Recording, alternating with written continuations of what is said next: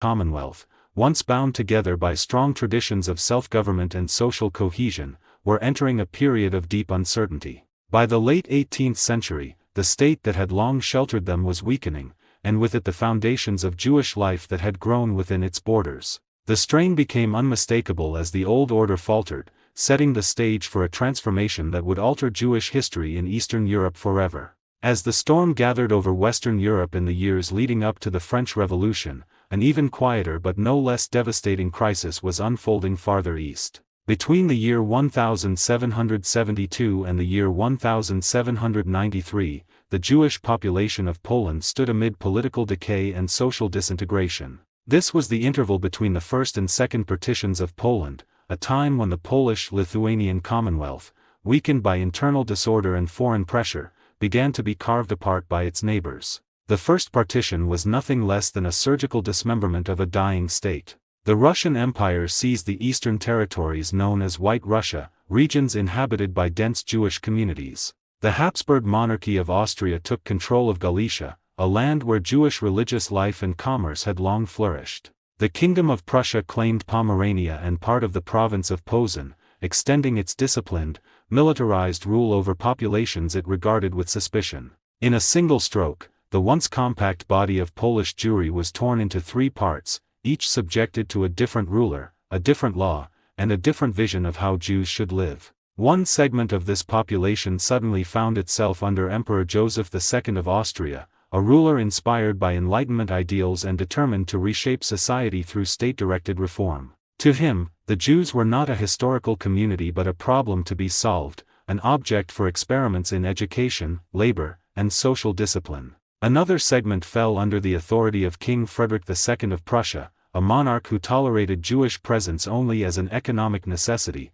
while privately wishing to acquire Polish lands without their Jewish inhabitants. A third and enormous portion came under Russian rule, entering an empire that had barely accepted the existence of a small number of Jews along its western frontier and had no experience governing such a vast Jewish population. What remained of Polish Jewry after the partition of 1772 shared the agonies of the Polish state itself. Poland, mortally wounded but not yet dead, struggled to survive. It shifted restlessly, attempting to delay its end through administrative adjustments and political reform. The Permanent Council, a governing body imposed to stabilize the state, and later the Four-Year Diet, convened from 1788 to 1791, sought to rescue the Commonwealth through modernization. Yet every reform raised anew the question that Polish society could no longer ignore: the position of the Jews. As part of these reform efforts, the leaders of the Four-Year Diet turned their attention to what they called the Jewish problem. A special finance committee was tasked with collecting detailed information about the Jews who remained within the reduced borders of Poland. They investigated numbers, occupations, education, and economic influence, seeking to understand a population that constituted a significant portion of the country yet stood apart from its dominant culture. The findings of this inquiry were presented by Thaddeus Chatzky, a prominent historian and statesman of the period, who devoted careful study to Jewish affairs. According to official records, the Jewish population of Poland and Lithuania around the year 1788 numbered slightly more than 617,000 individuals. Chatzky, however, recognized the limitations of these figures. He explained that taxation policies encouraged families to avoid registration, leading to widespread undercounting. Based on additional evidence, he concluded that the true number was closer to 900,000 men, women, and children. This estimate was supported by another authority, Butrymovik, a member of the Jewish Commission appointed by the Four-Year Diet. He stated that Jews made up roughly 1/8 of the entire population of Poland,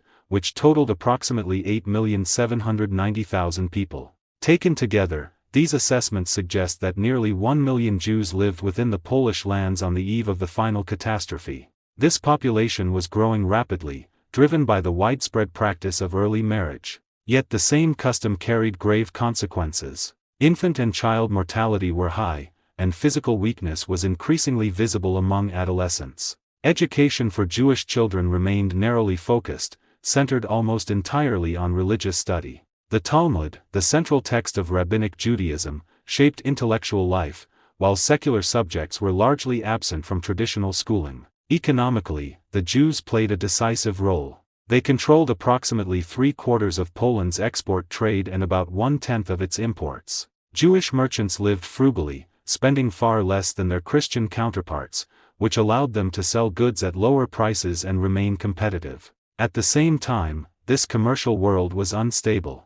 Bankruptcies were common, and financial security rarely lasted for more than one generation within the same family. In the towns and provinces beyond Great Poland, Jewish artisans formed nearly half of all craftsmen. Shoemakers, tailors, furriers, goldsmiths, carpenters, stone cutters, and barbers were especially numerous among them, filling essential roles in everyday economic life. Yet despite this industriousness, agriculture remained almost entirely closed to Jews. Across the whole country, only 14 Jewish families were recorded as engaged in farming. Alongside merchants and craftsmen existed a troubling margin of poverty. Roughly 1/12 of the Jewish population consisted of people without a fixed occupation, while 1/60 lived by begging. These figures revealed a society both vibrant and strained, productive yet fragile, standing at a crossroads. It was into this tense and divided world, shaped by partition, reform, and looming collapse, that the next phase of Jewish history in Russia and Poland would unfold.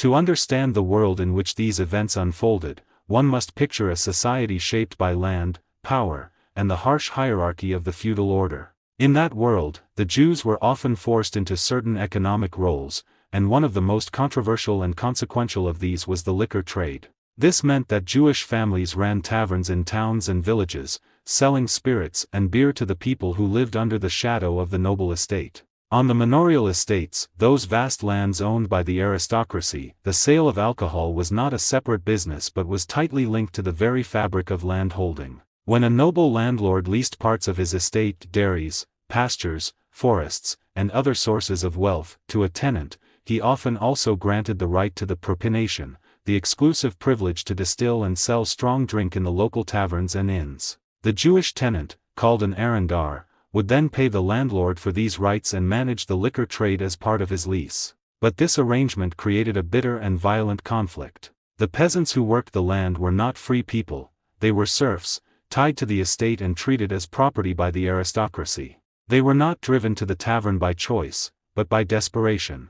Their lives were a cycle of poverty, debt, and forced labor, and the tavern became the final refuge for many who could no longer bear the crushing weight of their existence. The peasant did not see the Jewish liquor dealer as a mere businessman. In the peasant's eyes, he was the one who took the last coin from his pocket, the one who profited from his suffering. The landlord's heavy hand had ruined him, yet it was the Jew who stood at the threshold of ruin, collecting what little remained. It is easy to see why the peasant blamed the Jewish tavern keeper for his downfall, for the drink that became his only escape and his final undoing. Yet the accusation was deeply misleading. The true architects of the peasant's misery were the slaveholding magnates, the great landowners who owned the peasants' labor and controlled their lives. These magnates were the ones who created the conditions of poverty, and then they profited twice, once through the forced labor of the serf, and again by leasing the lucrative propination rights to Jewish tenants. In this way, they passed the blame to the Jews while they kept the profits for themselves. For the Jews, the liquor trade was not merely an economic role, it was a source of moral and social strain. The arendar occupied a precarious position, trapped between two worlds. On one side stood the pan, the Polish noble, often extravagant and cruel, whose whims could destroy a family with a single careless act. On the other side stood the klip, the peasant serf, crushed by poverty and despair. The arendar was squeezed in the middle, treated as little more than a servant by the noble landowner, and yet seen by the peasant as the enemy. The arendar's vulnerability was not only social but physical. If the estate's roads or bridges were neglected, the arendar could be punished, even beaten, for the condition of the infrastructure. When the noble indulged in his frequent orgies and feasts, the first victims were the Jewish tenant and his family, whose debts and misfortunes were used as a convenient excuse for punishment. One diary entry from the year 1774 reveals the brutal reality of this world. A Volhynian squire, one of the local noble landowners, wrote about a Jewish arendar named Hershko. Hershko had fallen 91 thalers behind in his payments. The squire, invoking the terms of the lease, decided to seize Hershko's property. Then he went further. He ordered Hershko and his wife and children imprisoned, and he had them chained and locked up in the pigsty with the swine. The wife and the older sons were left in the inn, while the youngest son, Lais, whose name in Hebrew was Lazarus, was taken to the manor. There, the boy was forced to learn the Catholic catechism, the teachings of the Catholic Church, and to recite its prayers. He was forced to make the sign of the cross and to eat pork, an act forbidden by Jewish law. Only when Jews from Berdichev, a major Jewish center in Ukraine, arrived and paid the debt did the father avoid imprisonment and the child escape forced conversion. Such incidents were not isolated. They were the product of a system that treated Jewish families as expendable and allowed nobles to exert absolute power over their lives. But why did Jews enter these dangerous and despised occupations in the first place? The answer lies in the structure of society and the rigid barriers that kept them from other economic roles. Jews were only 1/8 of Poland's population, yet they made up half of all artisans and 3/4 of those involved in export trade. This trade was largely agricultural, timber, flax, animal skins, and raw materials, the very products of peasant labor. Even so, these occupations were not enough to sustain the Jewish communities. In both Poland and Western Europe, the mercantile guilds and trade unions, many of them dominated by Germans, refused to admit Jews. This meant that Jews could not join the guilds that controlled the crafts and commerce of the cities. Their opportunities were limited, their paths blocked by a society that did not want them as competitors. The same merchants and burghers, townspeople who controlled the city governments, also dominated the magistracies, the municipal authorities that issued licenses. These authorities could grant or refuse permission for Jews to trade or practice crafts. In 1768, the Polish parliamentary constitution contained a clause that placed Jewish economic activity under the control of these magistracies. It claimed that Jews caused intolerable damage to the cities and deprived Christians of their livelihood. It ordered that in towns where Jews had no special constitutional privileges, they should be forced to obey the agreements made with municipal authorities and forbidden to claim any further rights. In practice, these agreements were simply tools of exclusion. They limited Jewish competition and protected Christian merchants from economic rivalry. Thus, the very institutions that claimed to regulate and control the economy were used to push Jews out of cities and into the countryside, into land leasing and the liquor trade, professions that brought them into conflict with the peasants and exposed them to the cruelty of the nobility. In this way, the system itself created the conditions for resentment, exploitation, and tragedy. The Jews were driven into a role that made them both necessary and despised, a role that placed them at the center of the conflict between the oppressed peasant and the oppressive landowner. And in the shadow of the tavern door, the drama of this world played out, day after day, with consequences that would shape the lives of entire communities for generations to come. After the first partition of the Polish-Lithuanian Commonwealth, a political catastrophe that tore away vast territories and shook the state to its foundations, the Polish parliament enacted a new parliamentary constitution in the year 1775. This constitution attempted to impose order upon a country already trembling under foreign pressure and internal weakness. As part of this effort, it created a new supreme administrative authority known as the Permanent Council, a body intended to supervise governance between parliamentary sessions and restrain chaos within the state. Among its many measures, the constitution turned its attention toward the Jewish population, whose presence had long been both indispensable and resented. The per capita tax imposed upon Jews, a special levy charged simply for existing, was raised from 2 gulden to 3. This tax was no longer limited by age or gender. Men and women alike were counted, and even newborn children, scarcely having drawn their first breath, were entered into the tax rolls.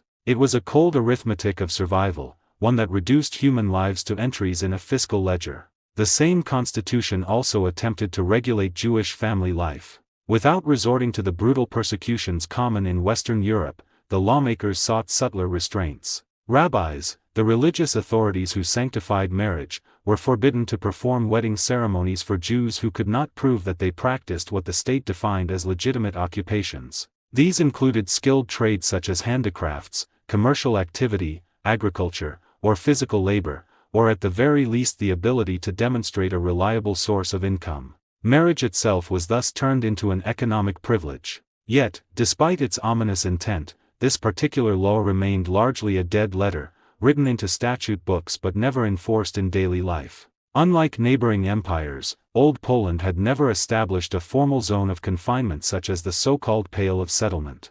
Jews were not restricted to a single region but were instead excluded from specific locations known as privileged towns, urban centers whose Christian inhabitants jealously guarded their economic monopolies. Chief among these forbidden places stood Warsaw, the capital of the Commonwealth and the symbolic heart of political power. For generations, Jews had been denied the right to live permanently in Warsaw. Their presence was tolerated only temporarily and only at moments when the machinery of government required them. During sessions of the national parliament, known as the Diet, large commercial fairs were traditionally held, drawing merchants from across the land. At these times, Jewish traders were allowed to enter the city, conduct business, and then disappear once their usefulness had expired. This practice was formally reaffirmed by a parliamentary constitution enacted in 1768. In justifying the continued temporary admission of Jews into the capital, the lawmakers openly admitted the reason: the common welfare and the need to reduce the high prices of goods. Without Jewish competition, merchandise grew scarce and expensive. Economic necessity forced ideological reluctance to retreat, if only briefly. The ritual of exclusion and permission took on a theatrical character. 2 weeks before the opening of a parliamentary session, the Crown Marshal, the high official responsible for order at court and in the capital, would announce by trumpet blasts throughout Warsaw that Jews were permitted to enter the city and engage in trade and crafts. The sound of brass signaled opportunity. 2 weeks after the Diet concluded, those same trumpets sounded again, this time announcing expulsion. Jews were ordered to leave at once. Anyone who lingered was forcibly removed by the city police. Yet life proved more stubborn than law. Many of those expelled returned almost immediately, claiming to be newly arrived visitors. Through bribes, excuses, and quiet arrangements, they managed to remain for weeks at a time. Observing this constant evasion, the Crown Marshal Stanislaw Lubomirski, a powerful nobleman and royal official, transformed illegality into revenue. He introduced a system of entry tickets for Jews. Each ticket, costing 1 silver groschen, allowed a stay of 5 days in Warsaw. Without this small stamped document, no Jew dared appear in public. The system proved enormously profitable, producing an annual income of approximately 200,000 gulden for the marshal's treasury. Oppression had found a way to pay for itself. Meanwhile, some of the highest-ranking Polish nobles, men who owned entire districts within and around the capital, made a discovery of their own. They realized that Jewish exclusion could be monetized even further. In exchange for payment, they granted Jews permission to settle on their private estates located just beyond the city walls. These lands lay outside direct municipal jurisdiction. Slowly, a new settlement emerged, known as New Jerusalem, a fragile enclave born of legal ambiguity and economic necessity. The Christian burghers of Warsaw reacted with fury. To them, New Jerusalem was an affront, a violation of ancient privileges and urban rights. They demanded the strict enforcement of laws barring Jews from permanent residence in the capital. Yielding to this pressure, Crown Marshal Lubomirski reversed course. Ignoring the protests of influential landowners and even disregarding the personal intervention of the King of Poland, he ordered decisive action.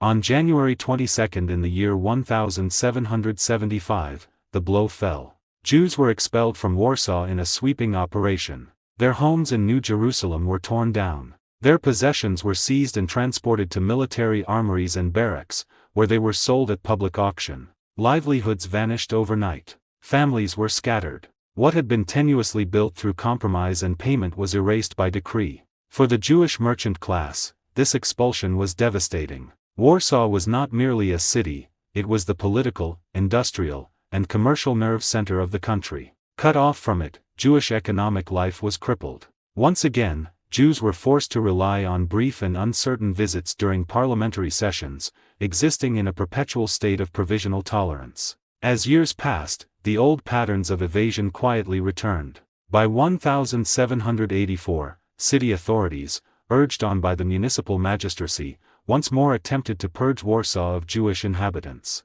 Yet the tide of necessity could not be held back for long. In 1788, the Quadrennial Diet convened, a historic parliamentary assembly intended to sit continuously for 4 years in an effort to reform and save the state. This unprecedented permanence altered expectations. Jews reasoned that if the parliament was no longer temporary, then perhaps their presence need not be temporary either. They began to stream into Warsaw in growing numbers. Within a short time, several thousand Jews were crowded into the heart of the city. Shops reopened. Trade revived. But with it came resentment. The burghers and city authorities saw the influx as an invasion, and tensions exploded into violent, bloody clashes. Thus, law and life collided again and again. Whenever law contradicted the needs of life, life bent the law into fiction. When law reasserted itself, it struck back with sudden, brutal force. Neither side ever fully prevailed. Nearly 1 million Jews pressed into a population of 8 million non-Jews, forming a wedge within Polish society that could not be removed. By filling the economic space left vacant between the nobility, who owned the land, and the serfs, who worked it, Jews had for centuries served as intermediaries, traders, and craftsmen, binding together a divided social order. Now, a new force was rising, a Christian middle class seeking to occupy that same economic position. It attempted to displace the Jews but failed. The Jewish population had become too deeply interwoven with the economic life of Poland. Yet despite this entanglement, Jews remained outsiders to the national and spiritual ambitions of the Polish people. They were essential and alien, needed and rejected. In this contradiction lay the tragedy of the Jewish question in Poland during the era of the partitions, a tension that deepened with every law, every expulsion, and every reluctant return. The year was 1772, and the land of Poland lay bruised and humiliated, trembling under the shadow of catastrophe. The first partition, in which the neighboring powers of Russia, Prussia, and Austria had carved away vast tracts of her territory, left the once mighty Commonwealth in a state of shock and soul-searching. Poland, long proud of her ancient liberties and of her noble traditions, now felt the urgency to reform, to cleanse herself of her past failings and to chart a path toward survival. Amid this fervent desire for moral and political redemption, the nation turned its attention to a question that had long simmered beneath the surface, the question of the Jewish population. Throughout the realm, from the bustling markets of Krakow to the small towns tucked away in the forests of Podolia, lived a large and cohesive population of Jewish men, women, and children.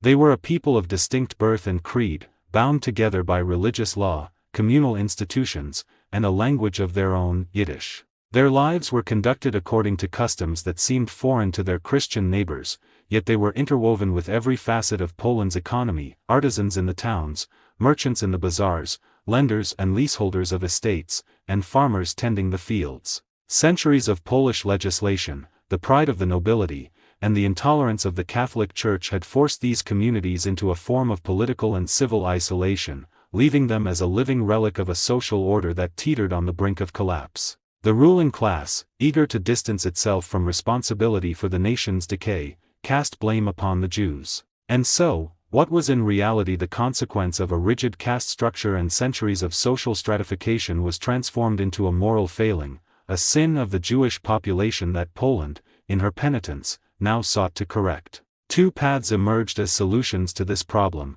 each reflective of starkly contrasting philosophies. One was a repressive path, infused with the old spirit of noble privilege and clerical authority. The other was a liberal path, inspired by the enlightened reforms pursued under the reign of Joseph II, Emperor of Austria, who sought to modernize his realm through what he called compulsory enlightenment. The repressive course found its voice in the parliamentary proposals of Andreas Zamoyski, the ex-chancellor of Poland, submitted between 1778 and 1880. The liberal alternative was championed by reformers such as Count Butrymovic and Chatski, who brought their proposals before the Quadrennial Diet, a legislative assembly of Poland, in the year 1789. Zamoyski's plan, according to one discerning Polish historian, was less about integrating the Jews into the national fabric than it was a deliberate attempt to rid the country of them. His approach was a hybrid of clerical authority and bureaucratic regulation. Under his scheme, Jews were permitted residence only in towns where prior agreements with municipal authorities allowed them to live. In all other places, their presence was strictly temporary, confined to attendance at markets and fairs. Within cities, Jews were to live in separate streets, segregated from Christians, and every adult Jew was required to present themselves before local authorities with a certificate proving that they were a property-owning tradesman, an artisan, an agricultural worker, or an arrendar, a kind of leaseholder of land. Those who could not provide such proof faced expulsion within a year, with arrest and imprisonment awaiting any who defied the order. Zimmerski's plan went further, echoing ancient ecclesiastical restrictions by forbidding Jews from participating in economic activities that might place them in a position of influence over Christians. They could not lease crown lands, engage in public contracts, collect taxes, or even employ Christian helpers. While compulsory conversion was formally rejected, those Jews who had already embraced Christianity were to be separated from their former communities, never to associate with them without a Christian overseer present. The Catholic clergy hailed Zimmerski's legislation. The Archbishop of Plotzk affixed his signature in approval, lending ecclesiastical weight to the project. Secured by the twin forces of church and state, Zimmerski included the modest concession of safeguarding the person and property of the Jew, though, having bound them hand and foot with draconian rules, the gesture was largely symbolic. Yet, even as the iron hand of repression was being laid upon the Jewish population, a different vision emerged from the pages of a pamphlet published in Warsaw in 1782. Authored anonymously under the pseudonym A Nameless Citizen, it argued against regression and advocated for enlightened reform. The writer proposed that Jews retain their religious beliefs but curtail what were deemed harmful customs, such as excessive festivals and strict dietary regulations. Communal autonomy would be limited to religious affairs, so that Jews would no longer constitute a state within a state. Integration, argued the Nameless Citizen, required a transformation of language and commerce. Jews were to adopt Polish for business, abandoning Yiddish, and barred from printing or importing Hebrew texts. They were restricted from owning inns or selling liquor, instead encouraged to engage in handicrafts, honest trade, and agriculture. By forcibly blending the Jews into Polish society, the pamphlet envisioned a way to render them harmless and, only after this transformation, capable of earning equal rights alongside their Christian compatriots. Here, in these competing visions, one of rigid separation and one of enforced assimilation, the drama of late 18th century Poland played out, a nation desperately attempting to save itself while struggling with centuries-old social hierarchies and the stark realities of its multi-ethnic population. The stakes were immense, the tension palpable, and the path forward fraught with moral, political, and cultural peril. Behind these developments stood powerful new ideas that were reshaping Europe. The reform project aimed at transforming Jewish life in Poland did not arise in isolation. It clearly reflected the influence of Emperor Joseph II of the Habsburg monarchy, ruler of Austria from the year 1765 until 1790. His policy sought what he called the improvement of the Jew through compulsory enlightenment, state-controlled education, and forced integration into the surrounding population. In his vision, Jews would first be reshaped culturally and socially, and only afterward would they be considered worthy of equal civil rights. The goal was not coexistence, but absorption. These ideas resonated strongly within the progressive circles of Polish society, especially among intellectuals inspired by the ideals of the 18th century Enlightenment, with its faith in reason, reform, and social engineering. An anonymous pamphlet proposing Jewish reform circulated widely, finding a sympathetic audience. It appeared in a second edition in the year 1785, and in a third edition in the year 1789. This later edition was published by Butrymovik, a deputy of the Four-Year Diet, the Great Reform Parliament of Poland, and he added his own political and social commentary to the text. 1 year later, in 1790, Butrymovik extracted the section dealing specifically with Jewish reform and formally submitted it to the Committee of the Four-Year Diet, which was then meeting while Europe itself was shaking under the thunder of the French Revolution, the uprising that had begun in Paris in 1789 and was already transforming the political imagination of the continent. Yet while reformers debated projects and theories, the inner life of the Jewish population itself was falling into painful disorder. Within this vast community of nearly 1 million souls, disintegration was spreading. The moral decay of the surrounding society, the corruption of a collapsing Polish state, seeped into Jewish life and began to erode foundations that had once been strong and stable. The system of communal autonomy, which for centuries had been the backbone of Jewish public life, was visibly breaking apart. In the southwestern regions of Podolia and Volhynia, and in Galicia, which had been annexed by the Austrian Empire, the old order had already been shattered by a deep religious division. This was the great split created by Hasidism, the mystical movement that had emerged in the mid-18th century around charismatic spiritual leaders known as Tzaddikim, righteous men believed to possess special spiritual power. Hasidism transformed religious life, but it also fractured Jewish society. Communities were torn between the Hasidim, followers of the mystical movement, and the Mitnagdim, their opponents, who defended traditional rabbinic scholarship and discipline. The Kahal, the traditional Jewish communal government responsible for administration, taxation, welfare, and justice, began to collapse under this pressure. In some places it fell apart because communities were split into hostile religious camps. In other places it decayed because the Hasidic majority, guided blindly by devotion to their tzaddik, showed little interest in organized social responsibility or communal administration.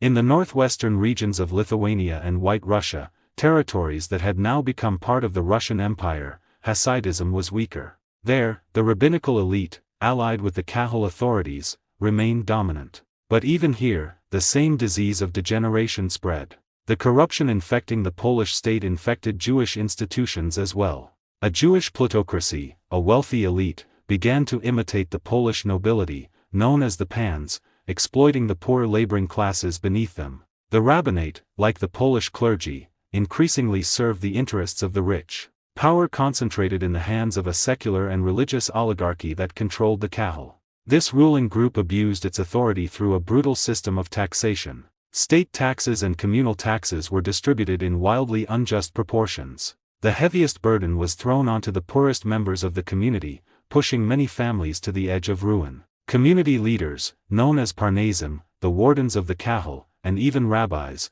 were sometimes guilty of crimes that shattered trust, embezzlement of funds, predatory money lending, blackmail, and corruption. The oppression grew so severe that the suffering masses began to break one of the oldest taboos of Jewish life, the prohibition against appealing to non-Jewish courts. Desperate for justice, they turned to Christian authorities for protection against their own leaders. In the year 1782, representatives of the poorest classes, especially artisans, from the Jewish community of Minsk, a major city in present-day Belarus, filed a formal complaint with the Lithuanian Financial Tribunal, a state institution responsible for economic and fiscal matters. They accused the local Kahal of destroying the community. They testified that the leaders had stolen tax revenues, diverted surplus funds for personal use, and used the weapon of herem, religious excommunication, to extort money from the poor, squeezing the last coins from families already living in misery. The complainants declared that when they attempted to expose these crimes to the authorities, they were punished by the very leaders they accused.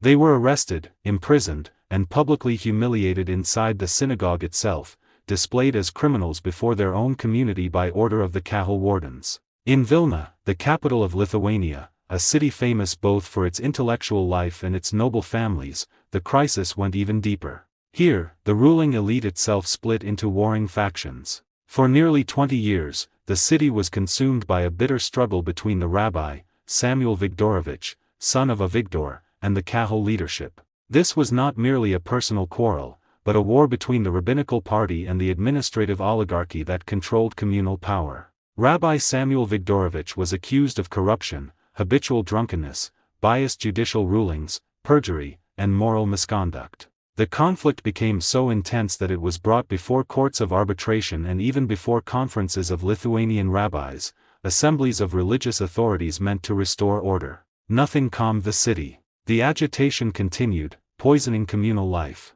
Finally, in the year 1785, both sides appealed to Prince Radziwill, the voivoda, the provincial governor of Vilna, a powerful noble representing state authority. His decision favored the Kahal. Rabbi Samuel Vigdorovich was dismissed from his office, removed from leadership, and cast out of power. Caught between these warring elites, the common people suffered the most. Their anger increasingly turned against the Kahal, whose abuses had become unbearable. Then, in the years between 1786 and 1788, a new figure emerged from among them. His name was Simeon Wolfowicz, son of Wolf. He rose as a voice of the oppressed, a spokesman for the Jewish masses of Vilna. On behalf of the poor, the artisans, and the powerless, he challenged the corrupt leadership, confronting authority at great personal risk, and stepping into a struggle that would bring him suffering as well as recognition as a defender of the people. To understand the full drama of this period,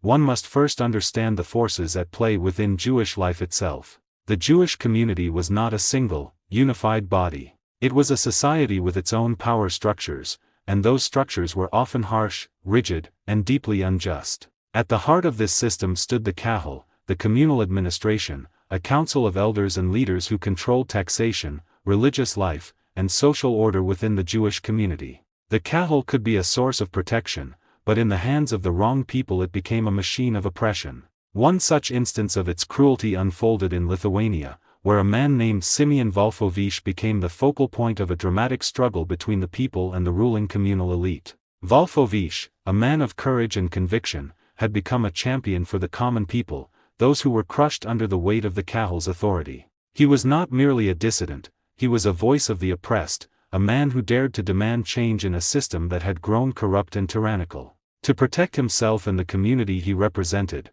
Wolfowicz obtained what was called an iron letter from King Stanislav Augustus, the ruler of Poland, a document that guaranteed the inviolability of his person and property, and extended that protection to the entire Jewish community. The letter was a rare and powerful instrument, and it testified to the severity of the crisis. The tyranny of the Kahal had driven the people to the verge of ruin. Yet even this royal safeguard did not stop the Kahal. In defiance of the king's decree, the communal authorities subjected Simeon to the Herem, a formal excommunication, and entered his name in the Black Book, a record of those who were condemned and ostracized. The conflict did not end there. The voyevoda, the local governor, sided with the Kahal and arrested Simeon, sending him to the prison of Neswys in the year 1788. From that prison, Wolfowicz wrote a memorandum to the Quadrennial Diet, the new Polish parliament, arguing for a radical change in Jewish communal organization. He called for the abolition of the Kahal's power, which weighed so heavily on the people. This struggle between the Kahal, the rabbinate, and the common people shook the social foundations of Jewish life in Lithuania, just before the region was absorbed into the Russian Empire. The moral decay of the communal oligarchy was not hidden. One of the few rabbis of the period who was willing to speak openly described the leadership in harsh terms. He painted a grim picture of corruption and greed. The leaders, rabbis and elders, consumed the offerings of the people, drank wine from the fines they imposed, and controlled the taxes with absolute authority. They excommunicated opponents, used bribery at every step, and rewarded themselves for public activity by any means available, whether openly or in secret. The rabbi lamented that the learned catered to the rich, and that rabbis themselves had contempt for one another. Students of the Talmud, the central text of Jewish law and tradition, despised those engaged in mysticism and the Kabbalah, the Jewish mystical tradition. The common people, confused by these internal divisions, concluded that all scholars were a disgrace. The rich, meanwhile, sought the favor of the Polish noble rather than the respect of their own people. The rabbi's critique grew sharper as he described the obsession of the wealthy with outward show. Women wore strings of pearls and dressed in many-colored fabrics, symbols of vanity and wealth. The young generation was educated in a system that was failing them. Heders, the traditional Jewish elementary schools, and yeshivas, the advanced religious academies, sank to ever lower levels of instruction. Secular knowledge was entirely excluded. Jewish education was purely rabbinical, focused on the Talmud, which sharpened the intellect but often left the mind confused, lacking concrete understanding of the world beyond the texts. At the same time, Hasidism, a mystical movement that had risen among Jews in Eastern Europe, had gained vast influence. It had taken territory from rabbinism, the established religious authority, and transformed the religious and national sentiments of Polish Jewry. Yet in terms of education, Hasidism created nothing new. It led Jews backward into mystical contemplation and blind faith, undermining rational thinking and any effort towards social reform. In the last 2 decades of the 18th century, a bitter war erupted between the Hasidim, the followers of Hasidism, and the Mitnagdim, the opponents who stood for traditional rabbinic scholarship. This conflict raged throughout Poland and Lithuania. The struggle was so consuming that it dimmed the awareness of the political crisis facing Polish Jewry.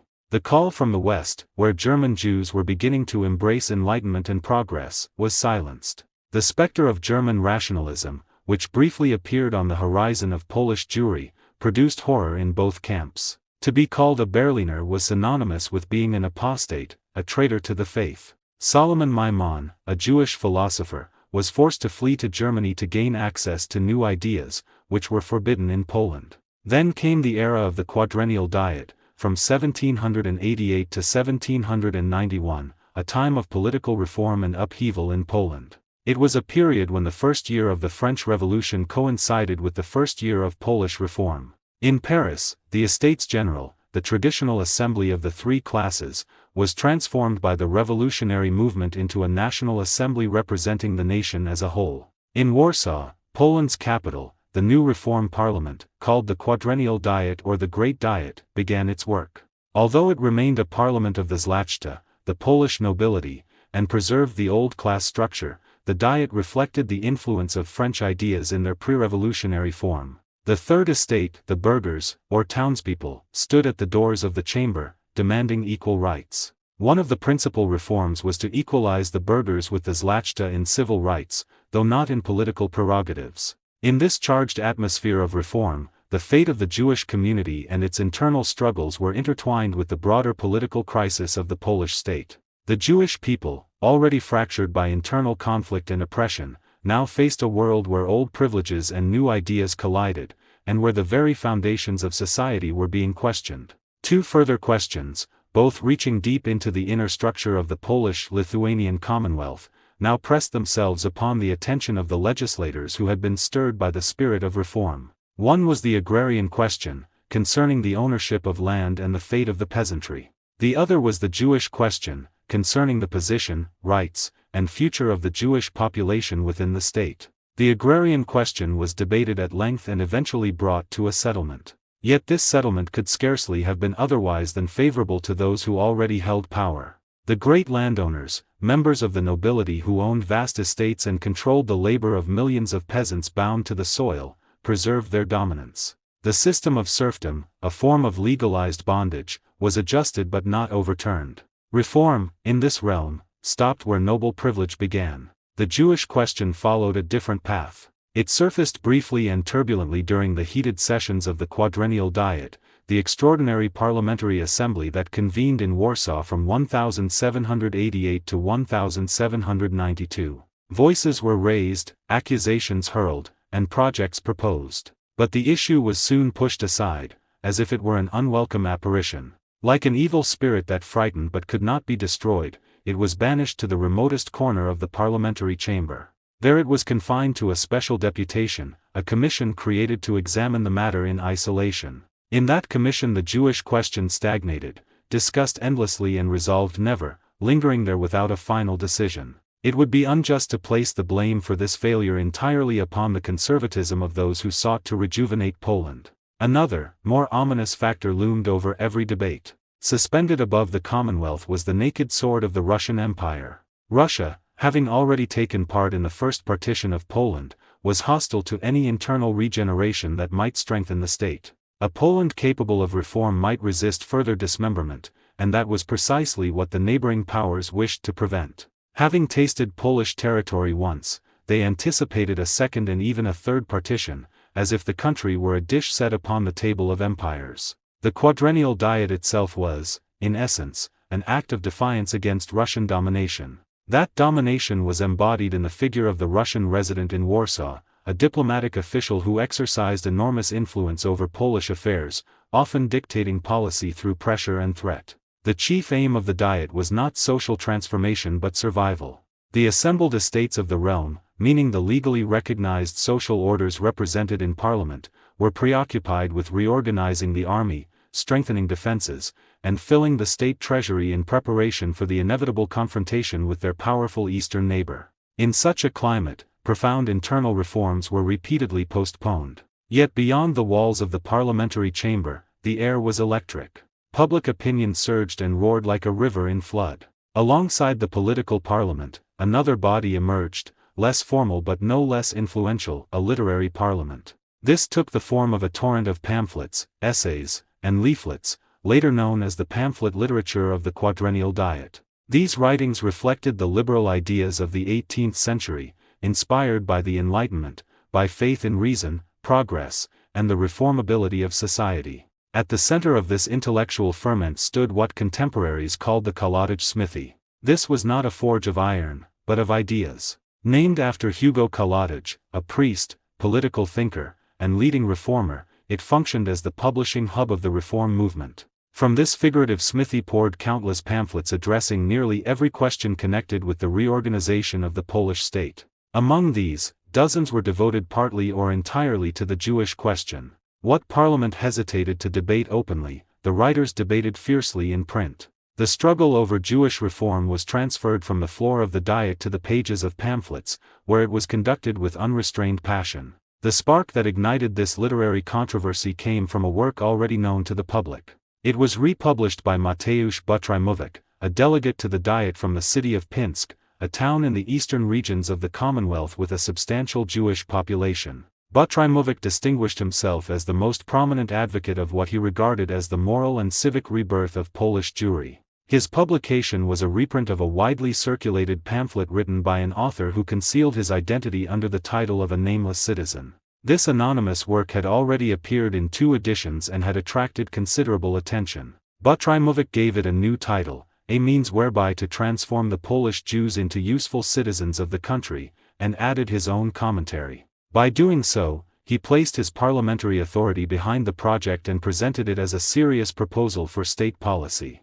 The central assumption of this reform plan was stark. The Jews, it argued, were harmful to the country in their existing condition, not because of any inherent flaw in their nature, but because of their upbringing, education, and way of life. Before they could be integrated into the civic body, they would have to undergo political and spiritual regeneration. Only after such transformation, the reformers believed, could Jews be safely admitted into full civil life. The measures proposed to achieve this transformation were sweeping. Jews were to be encouraged, and in some cases compelled, to abandon occupations deemed harmful or unproductive and to take up what were called useful pursuits. These included agriculture, skilled crafts, and manual trades. Particular hostility was directed toward Jewish involvement in the sale of alcoholic beverages, known as the liquor trade, which reformers blamed for social decay in the countryside. To break what they perceived as Jewish isolation, the reformers proposed curtailing the autonomy of the Kahal, the traditional Jewish communal organization that governed internal affairs such as taxation, charity, and religious life. The use of the Yiddish language, spoken by Jews in daily life, was to be replaced by the Polish language in schools and in commerce, in order to accelerate cultural assimilation. Distinctive Jewish clothing, which marked Jews visibly as separate, was to be prohibited. Even the importation of Hebrew books from abroad was to be restricted, in an effort to weaken ties to transnational Jewish culture. Butrymovich added a significant provision of his own. Jews, he argued, should not yet be admitted to military service as individuals. Only after education and reform had transformed them into loyal patriots, ready to sacrifice themselves for the fatherland, should they be entrusted with arms and allowed to serve in the national army. Even this program, paternalistic and coercive as it was, struck many members of Poland's progressive intelligentsia as dangerously lenient. In December of the year 1798,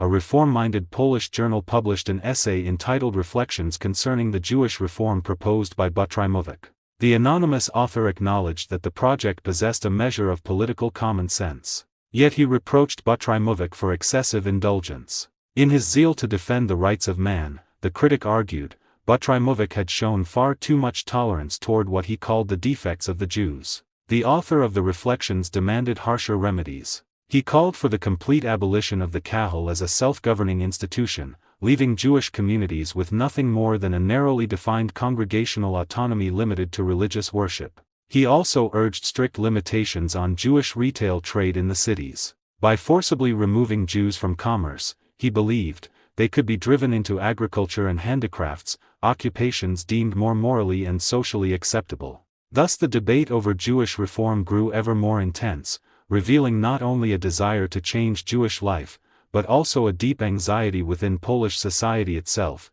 an anxiety sharpened by foreign domination, internal decay, and the desperate struggle to redefine the nation before it vanished altogether. Several magazine writers of the late 18th century spoke with a sharpness that bordered on cruelty when addressing the Jewish population of the Polish-Lithuanian Commonwealth. Among them, the renowned prelate Stashitz, celebrated for his writings under the title A Warning to Poland, published in the year 1790 in Warsaw, projected the image of a democrat yet spoke of the Jews with venom. He labeled them a summer and winter locust for the country, invoking an image of swarming devastation that could consume the nation. Stashitz argued that only in an environment where idleness was allowed to flourish could this so-called host of parasites find shelter, a claim that ignored the undeniable reality that these very individuals had established the commerce and trade networks that bridged the fractured society of Polish nobles and serfs. His words, filled with dramatic flair, revealed a society wrestling with anxiety over economic shifts,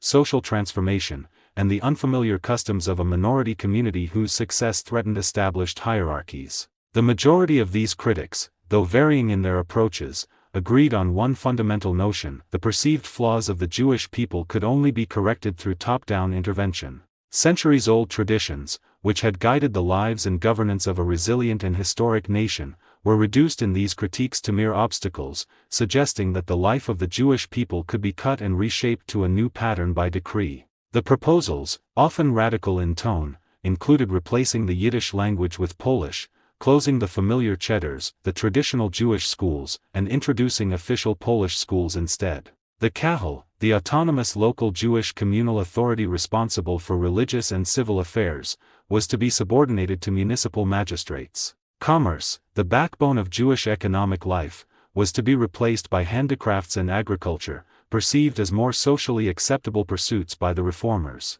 While all the writers shared this vision of a reformed Jewish society, they differed in their prescriptions for its implementation. Some, like Kalante, advocated for the complete abolition of the Kahal, stripping the community of any self-governing authority. Others, including Butrymovich and his followers, preferred to retain the Kahal but place it under governmental supervision, limiting its functions while keeping a veneer of autonomy. More extreme voices demanded the shaving of Jewish beards and side locks, the burning of the Talmud, and the reduction of religious festivals, as if such symbolic acts could erase centuries of culture. Still others, somewhat less severe, proposed banning traditional Jewish clothing and shutting down Jewish printing presses, all while encouraging the translation of religious texts into Polish, an effort to assimilate the spiritual life of the Jews into the national language. One measure found widespread favor among these reformers, limiting the number of Jewish marriages, following the Austro-Prussian model. Marriage would require a special permit from the police, proof of financial stability, and a demonstration of general education. The intention, ostensibly, was to elevate social standards and curb perceived excesses, yet the effect was a deep intrusion into personal and communal life. Some writers extended their critique to the neo-Christians, converts from the controversial Frankist sect. These converts had merged with the Polish gentry and urban middle class but remained outsiders in both Christian and Jewish society. Many Polish commentators approved of this marginalization, noting with disdain that the neo-Christians still maintained secret loyalties to their old sect, traveling abroad to pay homage to Jacob Frank, the charismatic leader of the movement, and contributing financially to his cause. Amid the uproar, only a single Jewish voice rose in measured protest. Hirsch Yosfovich, a rabbi from the town of Kelm, published a pamphlet in the Polish language entitled Reflections Concerning the Plan of Transforming the Polish Jews into Useful Citizens of the Country. In it, he acknowledged Butrymovich's well-meaning intentions yet expressed astonishment that educated men could engage in such sweeping condemnation. Hirsch Yosfovich argued that the misdeeds of a few should not be charged to an entire nation, which possessed many virtues and contributed significantly to the welfare of the country. He resisted the abolition of the Kahal and any outside interference in religious matters, warning that attempts to assimilate the Jews into Polish society would result in the destruction of Judaism itself. Even in matters as seemingly superficial as dress, he refused compromise, noting that if Jews were to be treated as malefactors, it would be preferable for them to retain their traditional attire, which would mark them apart from Christians rather than erase their identity. At that time, Warsaw had not yet become a center for the type of cultured, progressive Jews, later associated with the Mendelssohnian movement, who could argue for reform from a Jewish perspective. Enlightenment, in the Polish context, was the preserve of a tiny number of Jews connected to the royal court or acting as agents of the crown. One such figure, Abraham Hershevich, a royal broker, submitted a project to King Stanislav Augustus during sessions of the Great Diet. In this proposal, he echoed some of the reforms favored by Polish intellectuals, encouraging Jews to take up handicrafts and agriculture in the depopulated steppes of the Ukraine and imposing restrictions on early marriage. He also suggested modest reforms in clothing, forbidding only the luxurious display of silk, satin, velvet, pearls, and diamonds, arguing that extravagance was ruinous for men of limited means. Hershevich advocated appointing rabbis only in large urban centers, warning that in smaller towns, generally under the ownership of local squires, rabbis purchased their positions from landlords and then imposed heavy assessments on congregations. He recommended preserving the kahal, though under governmental oversight, reasoning that internal disputes among Jews made self-regulation ineffective. The entire plan reflected a spirit of flunkeyism, a subservient readiness to comply with the demands of authority, aimed at correcting the supposed errors of a people long accustomed to self-governance and tradition. It was a delicate balancing act, navigating the line between survival under the gaze of reformist zeal and the preservation of a centuries-old communal and religious life. For a long time, however, these tensions remained outside the walls of the parliament. Throughout the year 1789 and during the first half of 1790, the Jewish question was not formally discussed in the sessions of the Four-Year Diet, the great reform assembly that governed Poland during this critical period. The deputies were consumed by debates of overwhelming importance, laws that concerned the very survival of the state, its constitution, its sovereignty, and its future among the powers of Europe. In this storm of arguments, the repeated appeals of Butrymovich were ignored. He demanded that Jewish reform be treated with the same urgency as other national questions, but the Diet remained deaf. Even the intense pamphlet wars and literary debates that raged outside the parliament, filling salons and printing presses with arguments about the Jews, failed to move the popular representatives to act. Then the voice of the street forced its way into the Chamber of Deputies. In the capital city of Warsaw, the metropolitan crowd decided to resolve the Jewish question in its own brutal manner. For the Christian tradesmen and artisans of the city, the issue was not philosophical or political. It was economic, immediate, and personal. To them, the Jewish question meant competition for bread. Under an old law, Jews were permitted to reside in Warsaw only temporarily, during the short sessions of earlier parliaments. But the Four-Year Diet had extended its authority over several years, and in practice this restriction had fallen into disuse. Jewish merchants, artisans, and petty traders interpreted this as permission to remain. Drawn by opportunity, they began arriving in ever larger numbers from the provinces, seeking work and survival in the busiest commercial center of the country. This influx alarmed the Christian middle class of Warsaw. The newcomers competed directly with local tradesmen and artisans, many of whom were members of guilds and trade unions that enjoyed legal privileges. Jewish tailors, furriers, and street vendors attracted customers with lower prices and longer hours, diverting business from established Christian workshops. The tension grew rapidly. The privileged burghers, the urban class that was at that very moment on the verge of being granted political equality with the Polish nobility, known as the Zlachta, raised an outcry. In the month of March of the year 1790, a large crowd of guild-affiliated artisans, among them especially tailors and furriers, surrounded the town hall of Warsaw. In a violent demonstration, they swore to murder all Jews in the city if the municipal authorities refused to expel them. John Diekert, a prominent leader of the burgher movement and at that time the mayor of Warsaw, immediately informed the Four-Year Diet of the danger. Alarmed, the Diet sent two of its deputies to address the crowd. When questioned about their motives, the artisans declared that the newly arrived Jews were ruining them, snatching away the last earnings of Christian tailors and furriers. The deputies promised that the matter would be examined. The following day, an order was issued. Jewish artisans and street vendors were expelled from the city. Only Jewish merchants who owned stores or warehouses were allowed to remain. Driven out, penniless and without shelter, many of the expelled Jews had no choice but to return secretly to Warsaw soon afterward. Hunger and necessity pushed them back into the streets. The agitation reignited. On the 16th day of May in the year 1790, the tension exploded into open violence. A man named Fox, a member of the Tailors' Guild, encountered a Jewish tailor in the street carrying finished work. Without warning, Fox attacked him, attempting to seize the parcel from his hands. The Jewish tailor broke free and fled. Fox's shouting drew a crowd of Christian artisans. Someone spread a deadly rumor that the Jews had killed a Christian tailor. In an instant, rage ignited the crowd, and the cry for vengeance rose. The mob surged toward Tlomaki Street, where many Jews lived and worked. There, the Jews managed to defend themselves, retreating behind a fence and driving the attackers back. But in the surrounding streets the mob prevailed. Jewish homes, shops, warehouses, and workshops were looted. Anything of value was carried away. What could not be taken was thrown into wells and destroyed. When the municipal guards rushed to the scene, they were met with stones and bricks. Only the arrival of infantry and cavalry units of the army finally dispersed the rioters and restored order.